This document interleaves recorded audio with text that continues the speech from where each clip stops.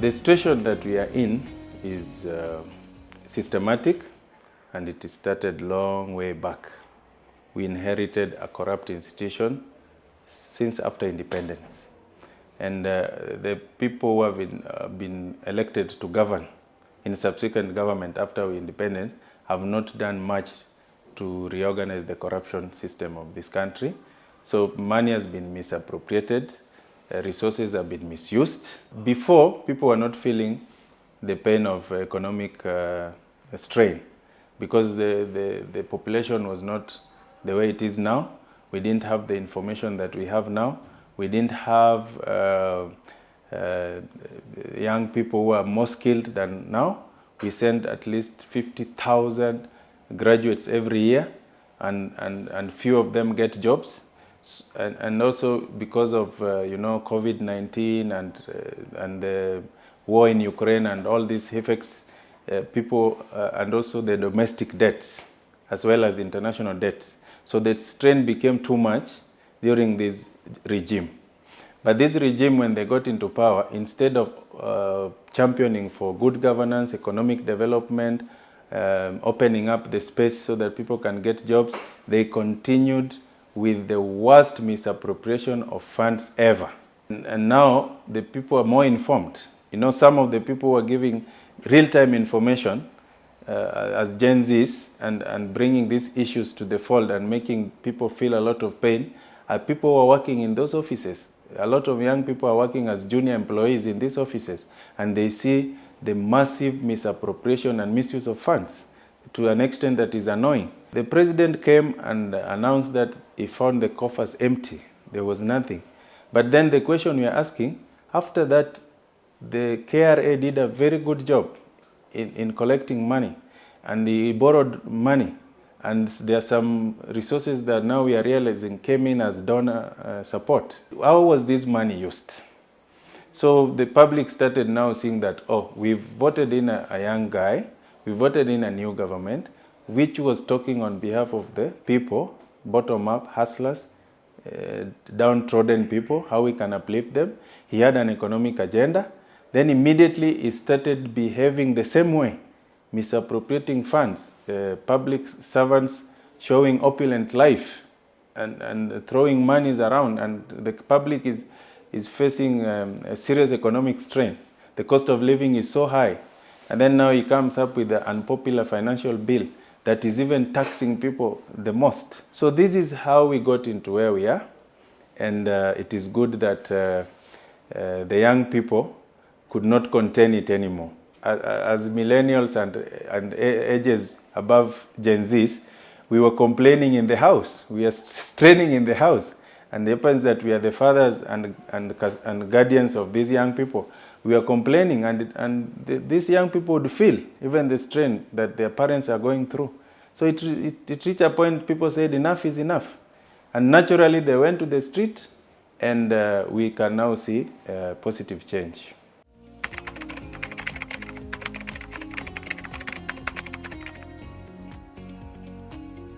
There are two scenarios here. First, I thank God I'm not William, because William is a product of systems. William Ruto has never worked anywhere apart from politics. He started politics immediately, left the university. He doesn't have any experience of managing any institution or working in a very organized environment. He got into the system through corruption.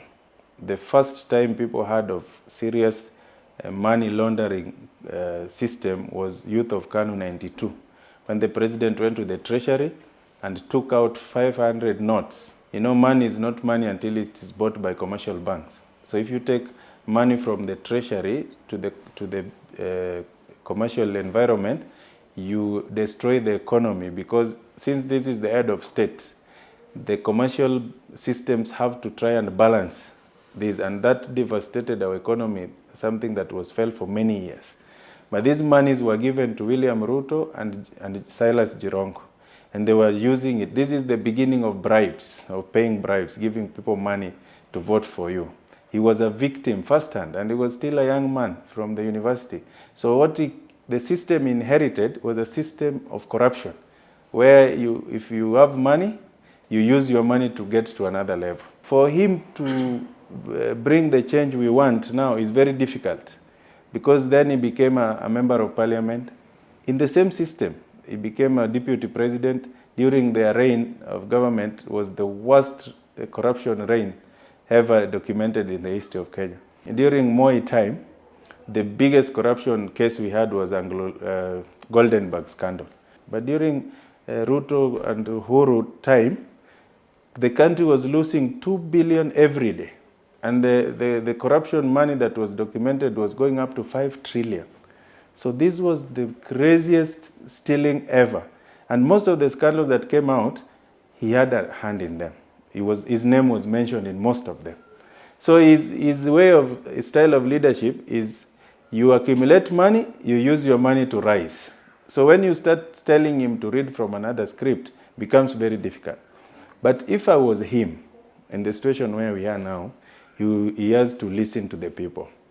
He can redeem himself if he was listening, because he is not the only person who is corrupt. There is a saying here in Kenya that for every 10 Kenyans, 11 are corrupt. So he would have said, okay, we have inherited wrong systems. We have been used to the culture of corruption. All of us at one moment or another who have served in the government systems have been corrupted in one way or another. But a time has come whereby people are asking critical questions. And these critical questions were never asked in the previous government. So he can come out and listen to the people. The suggestions that young people are giving out, the Gen Zs, is a suggestion of national interest. It's not just Gen Zs. So the solutions they're offering are easy solutions. Let's have a functional cabinet. Let's have an internal audit so that we know where our monies are disappearing to and what can we do. Let's have and also know how we go about the debt situation, both domestic and international debts. Let's have robust economic development so that we can create employment for the bulging population of young people. These Gen Zs, now their population is 18 point something million, and like 75% are jobless. So how can we provide robust economic development and solutions so that we absorb these people? If we can be sober now and abandon the corrupt system and start working on functional governance systems where resources are used to do the projects they're supposed to do, then he can create a legacy for himself.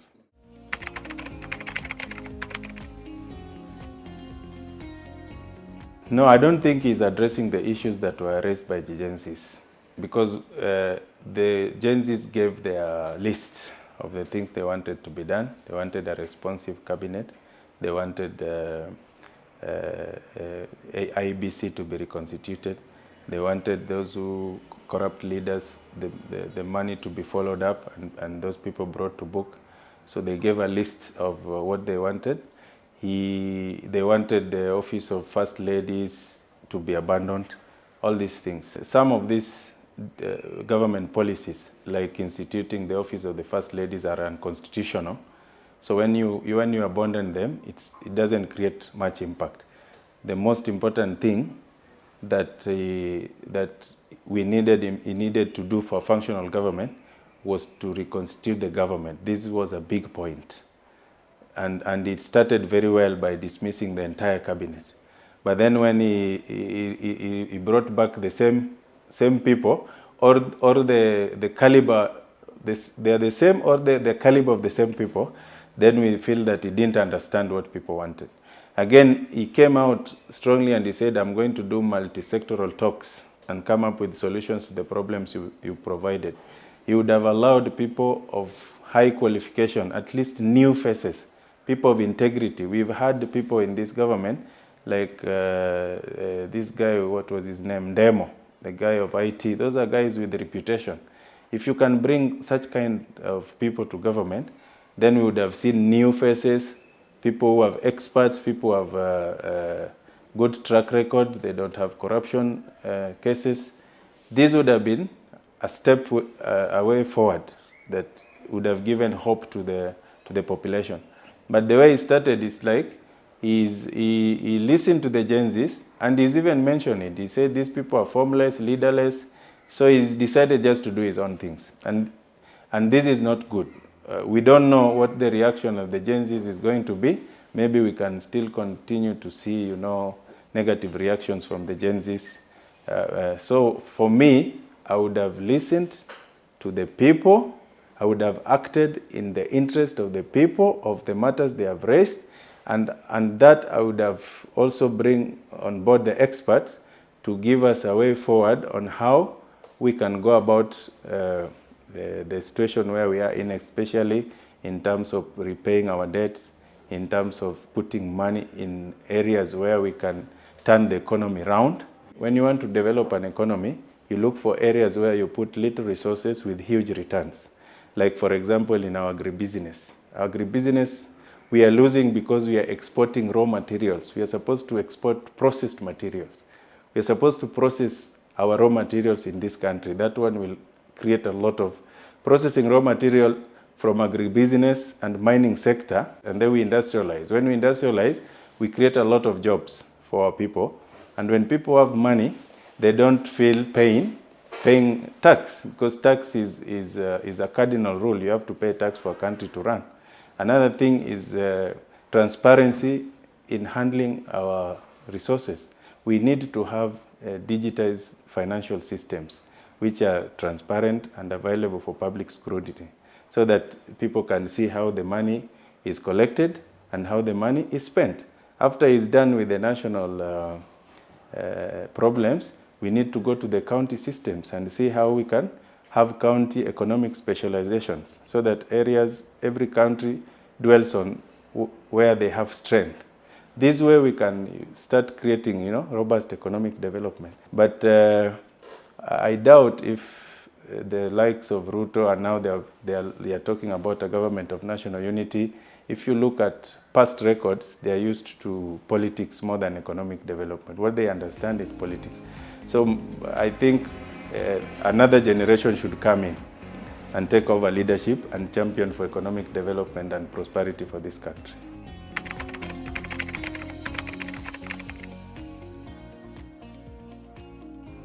Economic development cannot happen in a vacuum. For you to develop your economy, you have to have certain parameters in place. There are certain systems that you have to put in place. Number one system that you need for your country to develop economically is a political institution. The entire African countries, not only Kenya, apart from Tanzania and South Africa, and sometimes Angola, those are the only countries that had a political institution, an ideology and principles and values and code of conduct that was used as a platform to bring leaders of integrity into power. The political parties we have in this country are just political vehicles for people to get to power. After power is gone, the party is also dead. If any government wants to develop, that is the first thing you need to do. Another thing we need to do is to get politicians from financial management systems completely, so that we have professional and financial management boards. We have a constitution which is good, but we have over-representation. People feel that we don't need 47 counties. Okay, if the citizens think that we can still do 47 counties, we have created economic blocks. We have Lake Region Economic Block, Noreb Economic Block, Jumuiya Economic Block. We can use these economic blocks to have economic management boards, financial management boards, so that the counties are just administrative units. And the leaders, that is the member of parliament, senator, member of county assembly, these guys are supposed to purely provide oversight. They are not supposed to be put in financial management. We lose our money by putting money in the hands of politicians. And the politicians know that you need money to get into power. So it is just a political system. We have to start creating economic system. So number one, a political institution. Number two, financial management boards within the regions and even at the national level. We have to make sure our finances are managed in a transparent way. Another thing we need to do for economy to develop, we need to have, independent institutions. We have to follow into our constitution. This constitution was applauded as one of the best because it was giving autonomy to institutions, making them independent, autonomous, and powerful. But now you find that because of corruption, and corruption is pegged on the president, the executive is becoming stronger than these other institutions. Another thing we need to do is to provide solutions for unemployment, especially to the young population. Kibaki started a very good economic move because you can't just copy Singapore. We have areas to start. We are the only country in most of African countries that has got a youth constituency in every region that belong to a structured organization. They're called youth groups, youth organization, that was started with Kibaki. And these young people came up with a lot of economic ideas. And the reason why 30% of allocation in counties was delegated to the youth was to support these small businesses that young people had started in their groups and as individuals to grow into bulk industries. And they have very good ideas. So we need to tap into this, give them resources. Money like, there are resources that have been delegated for youth support, like Hustler Fund, Youth Fund, Women Fund. These funds are supposed to be used constructively. Right now, they're just throwing money around. Not everybody is an entrepreneur. So we need to train them, look into their projects, give them resources to grow their small and medium enterprises into big businesses and later on translate into cottage industries, bulk industries within the counties. Number two, we need to rapidly industrialize. We must make sure that the monies that are given to develop, like to open up roads, railway systems, air transport, water systems, all these monies are taken to those projects. Because as we industrialize, as we open up the economy, automatically we create jobs. The president is stuck with low-cost housing, but there are so many other areas that needs to be opened up to be robust. Instead of opening some small roads and diverting people money, you hear that there's a small road in somewhere in the village that has been allocated 5 billion, another one like that. So we need to have informed government policies so that we open up the economy through serious industrialization. Another thing that I see this president lacking is how he's tapping into international relations.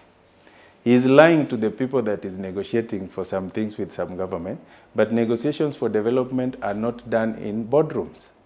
They are done where public participation can happen, so that we know that, okay, the government, this American government or Scandinavian government or whichever, how much money are they bringing to supporters in terms of donor support, in terms of, support that is not loans. And when you appear to be developing your country and opening up the country and industrializing, there are so many good people who will support you to grow without having to depend on loans. These are some of the things we need to do. We also need to have open up the market. Our market is closed. This thing that you hear that is called cartel, it is open. There are some people who control the market space. We need to have an open, inclusive, effective, integrated, international market so that we attract foreign direct investment. These are things that will open up the employment space. And once you focus on economic development of this magnitude, automatically you create employment, you absorb these young people, and these people only need jobs and good quality of life. And you will not see them in the streets. They'll be busy.